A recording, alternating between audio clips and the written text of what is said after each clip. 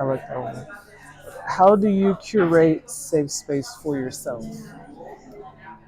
I create safe spaces for myself. Now I've learned by just being more confident in myself because sometimes you have to navigate through different spaces. So in order for me to feel safe within a place, sometimes it's just being confident within myself.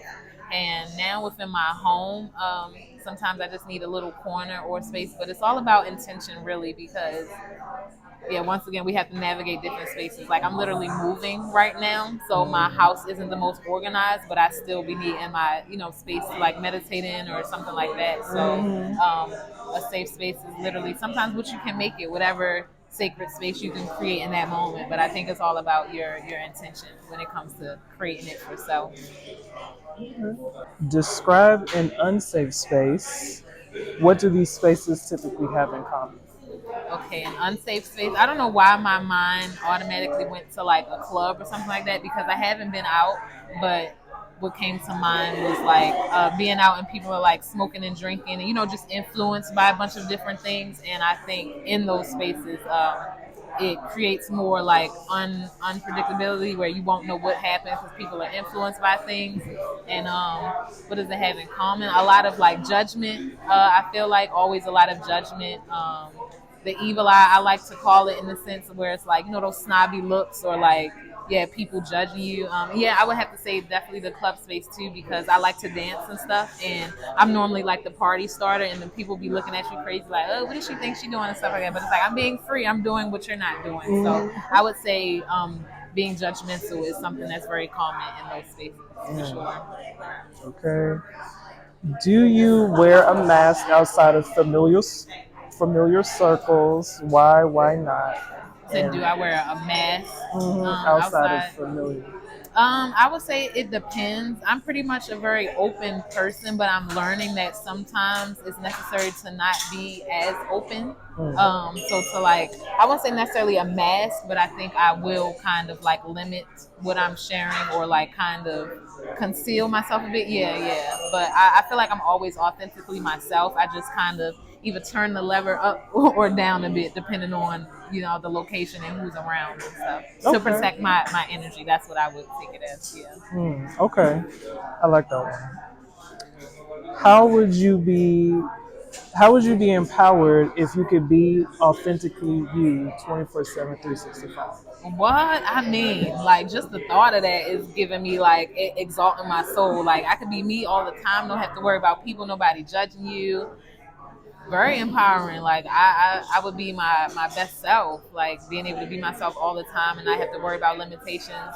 My mind also went to. I'm a big visual person, so it made me think of like being outside naked. Like not to say that I would definitely do that, but imagine if we were, more comfortable with just human bodies and people just being who they Hmm. are when they are and not, being judged by what we wear and stuff. So Yeah. that's very empowering. Like the world will be a better place. Yeah. Like I agree too. And how are you reminded of your royalty in hostile environments? How do you stay grounded? in hostile environments. Ooh. Um, I automatically go to like I am safe and I am protected. Like that's one of my most common, I guess, mantras or affirmations you would say. Like anytime I do feel that, it's like just me reminding myself that yes, my ancestors got my back. I am Mm, protected. Like I am a great person. Like and I have great intentions. So not to say that bad things can't happen to me, but it's less likely to because I'm putting that good energy out. So good karma will come back to me. So it's like I'm safe, I am protected. I don't really have anything to worry about. And that is royal because it's like I have that, that covering over me and my ancestors and my spirit guides, my angels are got my back. God got me. God got me. mm, For real. yes. Where do you normally seek refuge? It could be a location or experience. um, I'll just say both seek refuge. I feel like probably going back home to like Baltimore, like is a physical place, like still getting grounded in Atlanta. So going back home to in Baltimore to a familiar place is like, okay, I feel safe here. And then a way that I seek refuge, like if I'm not feeling safe or something, or I'll just like I won't talk. Like I'll just stay to myself. Like me not speaking is me preserving my energy, or just like if I feel like there's conflict that's a way that I can kind of put a barrier up, like kind of ignoring everything else, just Mm. silence. Hmm. Silence. Silence is power. Yes. What was your favorite activity during recess and why? Running. I was always a runner. I used to be like the fastest girl, and I could outrun some boys too.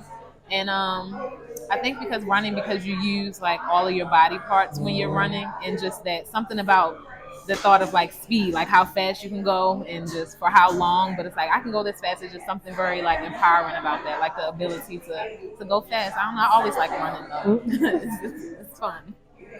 Run, run. I don't know. Okay. Running away from something. I thought about what's that Greek Nike? Oh, Nike, Yeah. yeah. Just do it. Yeah, just do it like Hmm. Nike, yeah. Right. What is a truth you want to share with your inner child? The truth. With my inner child. That you do have value, that you are valuable and you are worthy. I dealt with a lot of like depression and lower self esteem when I was younger. Like having a gap. I used to hate the fact that I had a gap. I always thought I was like ugly and stuff. So yeah, I didn't hear that a lot from my parents. Not to say that it's their fault, but just yeah, I needed to know that I was worthy and valuable for sure. Like you are Hmm. worthy, you do have a purpose, you are, a loving person. Yeah, you have value, a lot of value. Yes. Thank you so much You're for answering welcome. those I love questions. that. That was a Yeah. nice reflection real quick too. Yeah, I like that. Mhm. Like yeah, thank you for that. No I enjoyed problem. it. Thank No you. problem.